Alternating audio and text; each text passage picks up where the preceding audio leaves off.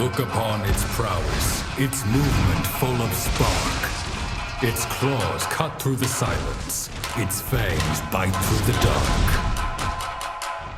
Gaze upon perfection, thunder given form. Either knock its lights out, or die fighting the storm.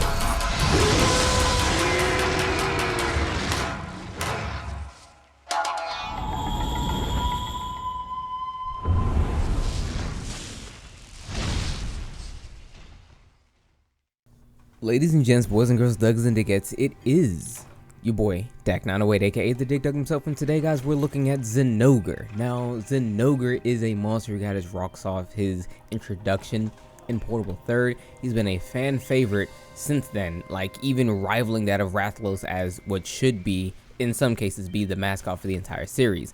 Nevertheless, Zinogre was destined to actually make his return in this game simply because of what his armor and what he represents and so on and so forth. And this being a game that's modeled after the Eastern influence, Zinogre was going to be there. Nevertheless, let's talk about my mans real quick. So Zinogre is the Thunder Dog, I think. He's a fanged wyvern.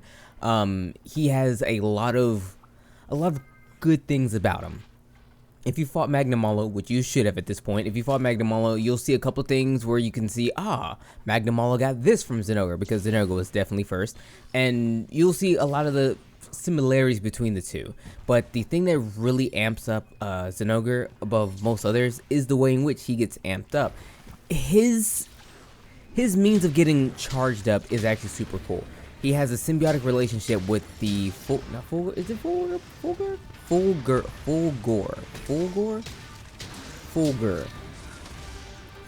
bugs. There's bugs on his body.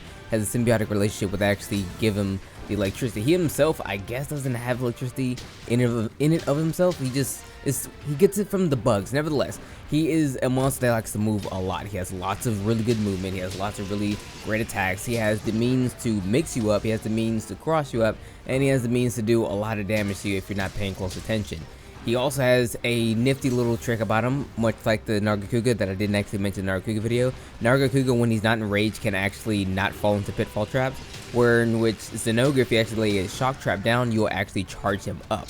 Once he gets into his charge state, he unlocks his full potential, has extra attacks, different properties on certain attacks, so on and so forth. And he's a threat and a half, even more so when he's charged up. So we're going to continue to talk about Zinogre and him being in a charge up state real quickly.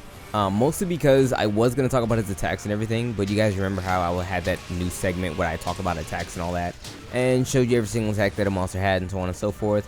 Granted, I really didn't like that whole segment. It was a cool idea, but for about a week or two, I tried to come up with unique and cool ways to make that even more fun and stuff, but I just couldn't figure it out. So I was like, you know what, I'm just going to scrap the whole idea and go back to what I usually do. Because, I mean, if I keep delaying videos like this, it's not going to help. Nevertheless, Zinogre, here we are. He's actually the only monster I've actually carded to in this game up until this point. The card actually happens right here, and boom. First card in the game, eh? Bring back any memories there, friends? Nevertheless, so Zinogre. Okay, so he's a flagship monster. He made his debut in Portable 3rd. He was the flagship for that particular game, and a lot of people really liked him. So, with that noted, let's actually talk about what he can do, because I think we spoke briefly about it, but let's talk about a couple of his attacks. He has a few. Most of them, I'm not going to really lie to you guys, not all that serious. He has paw slams. This is what he killed me with. He has paw slams. He has double paw slams.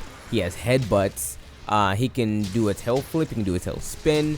Most of the attacks that you should really actually watch out for are things that he will do once he's in his charge up state. But once he's in his charge up state, that's when he has attacks where like backdrop, and he'll do wake up. Like he'll backdrop, wake up into spinning tail flip or whatever. He has a couple of really interesting moves, but Zinogre really pops off when he gets charged up.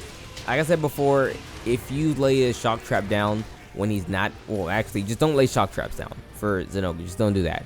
It'll just give him a free battery charge. Like he gives himself some time. Not really. Hold on. He howls at the moon, or whatever you want to call it, because the quest was called Howling at the Moon. Anyway, Not this one, but a previous one. But once he howls at the moon and gains like all the electricity in his body, he gets charged up. You can actually knock him out of this. You can knock him out of that particular charge up state. You can knock him out of him trying to charge up. The thing is, they actually nerf that a little bit in the previous games. If he charges, I think, what, 3, maybe 4 times, that was it. In this game, he has to charge a whole lot, not a whole lot, but he charges more than that to get to the same charge up state. Now, one thing that he does also have, when he's charged up, he's not actually enraged.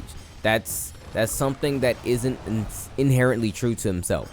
He will be charged up but not enraged. When he is enraged, though, he'll go into like a blue electric super cool form where he'll do, again, all the same things he'll do before, but even more sped up. I'm not going to say that he has more attacks available to him once he's in this particular state, but he has more damage and more speed given to him. So it's something notable to look forward to. You just give him a bit of leeway when he does this. You don't want to give him too much, though, because he loves dominating the area in which you do give him. So you want to stay in them cheeks like a wedgie, but you don't want to get too ahead of yourself, because this is a monster that can and will mix you up and force you in a bad situation, thinking that you're actually safe, or in which you actually get clapped for free. So, long story short, Zinogre is a tough fight. At this point in the game, for the most of us anyway, we don't really need to be told that, hey, watch out, so that way you don't get hit with like him punching, you know. It's pretty self-explanatory.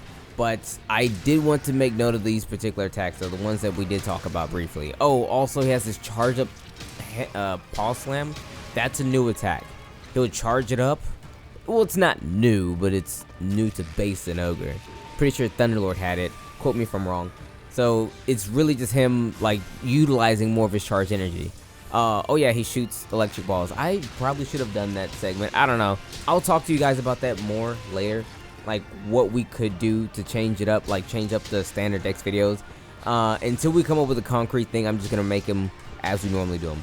But nevertheless, let's move on. Let's talk about the weapons and gear. Ladies, gents, boys, girls, here we are. Now, Zinogre armor. Okay, first let me get this out the way. The game's been out a million years. I've actually recorded the Zinogre footage when it was applicable, but I'm doing the commentary literal months after that, because I haven't been doing anything, obviously. So let's not beat around the bush anymore. I am both high and low rank. So low rank Zinogre armor looks like this. It's the same as high rank in terms of the aesthetic, but what you need to really understand is that the skill set is basically also the same. The only difference you're getting between high and low rank, sorry, my brain stopped for a moment, is critical eye. On lower here, you get critical eye 2, which increases your affinity by 10%. Not bad. But on high rank, you get weakness exploit, one of the most sought after abilities to have in the high rank set. What it does is increase the affinity of attacks that exploit a monster's weak spot. Since we have the numbers on the screen, which most of you guys play with the numbers on the screen, the biggest number you get is obviously the weak spot, obviously. So you just keep hitting that and you're going to do more damage. You're going to have increased affinity when you hit those parts. Off the rip, you're looking at 30% increased affinity, which in most cases, if you're attacking properly, is better than just having critical eye to begin with. Unless you're like getting one of those 100% critical or excuse me, affinity builds or something like that. So excuse me, sets, S-E-T-S, sets. Okay, so that's that. The gear is good. I mean, it's mostly based around stamina management and affinity. Latent power does basically that. Once certain conditions are met, those conditions are you literally getting your ass kicked. I forgot how much HP you need to actually lose. You gain an affinity boost and a stamina depletion boost, which essentially acts as literally this.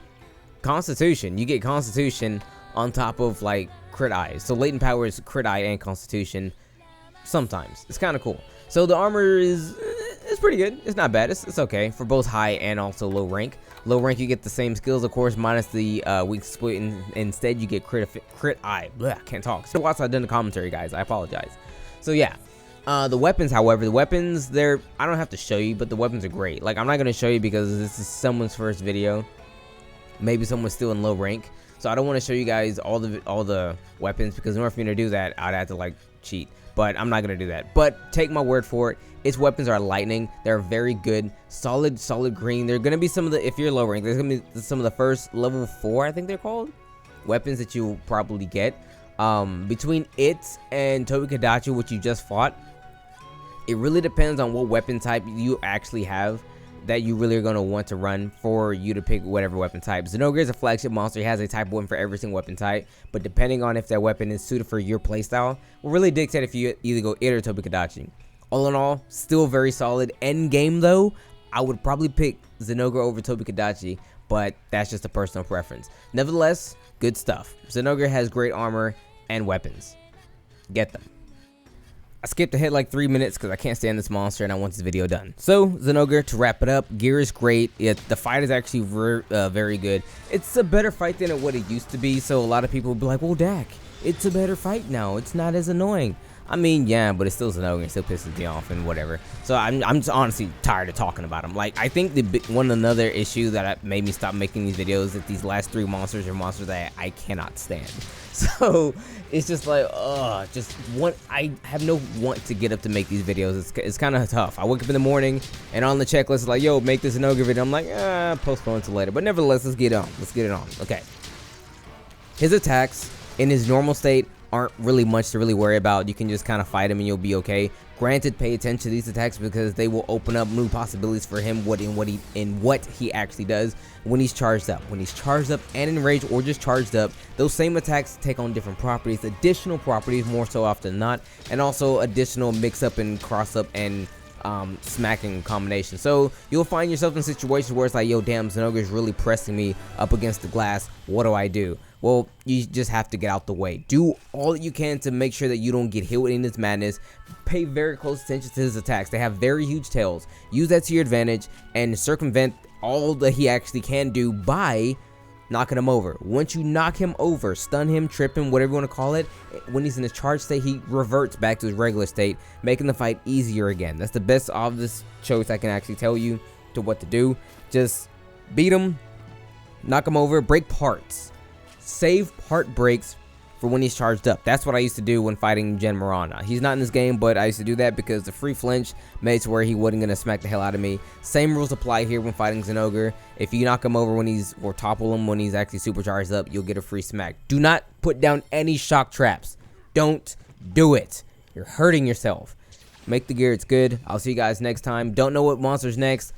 I don't know, but I'll see you next time. Take care, everyone. It's been your boy, and I promise it'll be a lot sooner than the last ones.